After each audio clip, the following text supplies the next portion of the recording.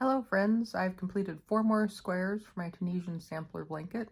So today we'll go over squares 14 through 17 and I'll show you the new stitches I learned and my thoughts about them. So here they are. Let's start over here.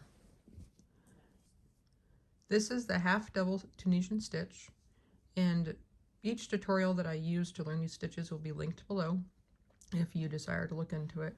This one has a stacked V that goes through, or it might be this way, little arrow that stacks on top of each other.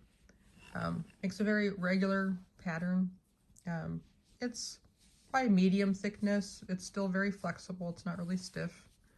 The key to this stitch that the person didn't necessarily point out, but if you don't remember to do it, the whole thing falls apart and the stitches don't stack properly and everything, is when you get to the end, you have to do a yarn over before you do your closing stitch. So you do your last stitch, you do a yarn over, then you do your closing stitch. And if you don't do that yarn over, then it doesn't work. But if you do it, then yes, it's a pretty straightforward stitch. So that's my tip on the half double stitch. Next we have this one, and this looks like I'm just looking at the wrong side of a square, but that evidently is what a reverse Tunisian stitch looks like. I was looking at this going, maybe it's the wrong way. If you look here, and everything's very irregular, and I think that probably has to do with my, well, 2 things. 1, my tension, and then 2, how I went around it. I did not find this enjoyable, and I did it however which way I could get it done. So I think that explains the irregularity about how it looks. But I really didn't enjoy doing this one. But I know it's a necessary stitch in a lot of patterns because it helps bring things forward that is usually hidden. So this is the reverse stitch. Here we have the bamboo stitch. And I liked how this turned out, but it was a little bit annoying to do because the way you get these long strands going horizontally is by stitching and on your hook pulling over a yarn over a bunch of stitches. So it's not necessarily the fastest stitch because you have to keep stopping and pulling stitches over, and if you don't do the right tension, then you can't pull it over. So it definitely takes some getting used to do this stitch, but I do like the results. And this feels thicker than the other one even. Last but not least is this beautiful thing. This is called the ocean stitch. And it's what I was actually looking for a while ago. You can see there's these clusters, but rather than having the clusters stacked on top of each other and having big gaps in the fabric, this pattern has the clusters alternating or staggered, so they fit together, where,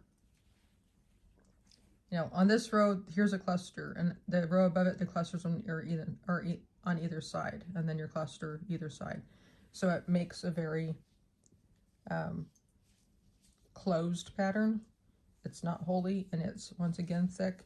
I even like the back side of this one. Makes these little like rosette patterns on it, which I like. So this was enjoyable. It was more challenging to learn. It wasn't just a single stitch you're repeating over and over. It was an actual pattern. I had to write down the instructions to remember how to do it. The repeat is the same in each rows, but it really comes down to how you start and end the rows in order to stagger the stitch. So thank you for joining me today in the living room and learning about the stitches. Like I said, I'll have the tutorials I used to learn these stitches linked below. And next time we'll be going over the next 4 squares. And as usual, the stitches, the squares did not come out the same size. So I'm still thinking about how to join these together into a consistent blanket. And I really think it's going to come down to borders and having generous borders around some squares and limited borders around others. I've already started my next square, and